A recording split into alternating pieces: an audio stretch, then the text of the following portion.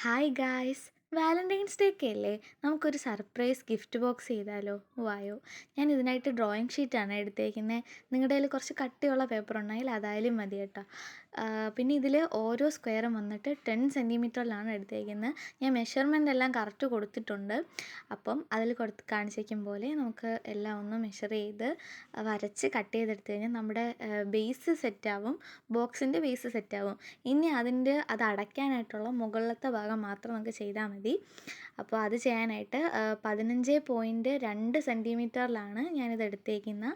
അതിൻ്റെ അകത്ത് 2.5 സെൻറ്റിമീറ്ററും അതേപോലെ തന്നെ 10.2 സെൻറ്റിമീറ്ററിലുമാണ് വരുന്നത്. അതിൽ കൊടുത്തിട്ടുണ്ട്. അപ്പോൾ അതേപോലെ നിങ്ങൾ കട്ട് ചെയ്തെടുത്താൽ മതി. അപ്പോൾ നമ്മുടെ മുകളിലത്തെ ഭാഗവും സെറ്റാവും. ഇനി നമുക്കിതൊരു കുറച്ചൊരു അലങ്കാരപ്പണി നമുക്ക് ചെയ്തെടുക്കാം. അതിനായിട്ട് നമുക്ക് ആദ്യം ഒരു ബോ ചെയ്യാം. പേപ്പറിൽ ഞാൻ ബോ ആദ്യമായിട്ടാണ് ചെയ്യുന്നത്. ഭയങ്കര ക്യൂട്ടായിട്ടുണ്ട്. എനിക്ക് ചെയ്തതിൽ ഏറ്റവും ഇഷ്ടപ്പെട്ട ഇതാണ്. ഇതിനായിട്ട് ഈ കാണിച്ചേക്കും പോലെയൊക്കെ ഒന്ന് കട്ട് ചെയ്തെടുത്ത് ഗ്ലൂ ചെയ്ത് കൊടുത്തു കഴിഞ്ഞാൽ നമ്മുടെ ബോ റെഡിയായി കിട്ടും. ഭയങ്കര സിമ്പിളാണ്. പിന്നെ ഒരു ഗിഫ്റ്റ് റാപ്പ് ചെയ്യുന്നതിൻ്റെയൊക്കെ ഒരു മോഡലായിട്ട് നമുക്ക് പേപ്പർ ഇങ്ങനെ കട്ട് ചെയ്ത് ഒട്ടിച്ച് കൊടുക്കാം. പിന്നെ എല്ലാം സിമ്പിളാണ്. നിങ്ങളുടെ കയ്യിൽ ഫോട്ടോസ് ഉണ്ടെങ്കിൽ അത് വെച്ച് കൊടുക്കാം. നിങ്ങളുടെ ഇഷ്ടം പോലെ ചെയ്യാം. പിന്നെ ഈ ഹാർട്ട് ചെയ്യുന്നത് അതിനും മെഷർമെൻറ്റ് കൊടുത്തിട്ടുണ്ട്. 5 തവണ ഇങ്ങനെ റോൾ ചെയ്തെടുത്തിട്ട് മടക്കിയെടുത്താൽ മതി. ഹാർട്ട് റെഡിയായി കിട്ടും.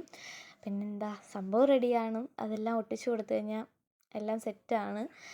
നിങ്ങളുടെ കയ്യിൽ ചോക്ലേറ്റ്സ് എന്തെങ്കിലും ഉണ്ടെങ്കിൽ അതിൻ്റെ സൈഡ്സിലെല്ലാം വെച്ച് കൊടുത്താൽ കുറച്ചുകൂടി ഭംഗിയായിരിക്കും. എൻ്റെ കയ്യിൽ അതില്ലാത്തതുകൊണ്ട് ഞാൻ ഉള്ളത് വെച്ച് അഡ്ജസ്റ്റ് ചെയ്തിട്ടുണ്ട്. പിന്നെന്താ, വാലൻറ്റൈൻസ് ഡേ അല്ലേ? നിങ്ങൾക്ക് ഇഷ്ടമുള്ളവർക്ക് ഇതൊക്കെ ഒന്ന് ഉണ്ടാക്കി കൊടുക്ക്. പിന്നെ ഇഷ്ടമായി കഴിഞ്ഞാൽ ലൈക്ക് ചെയ്യുക, കമൻറ്റ് ചെയ്യുക, സബ്സ്ക്രൈബ് ചെയ്യുന്നതൊന്ന് സപ്പോർട്ടും കൂടെ ചെയ്യണേ.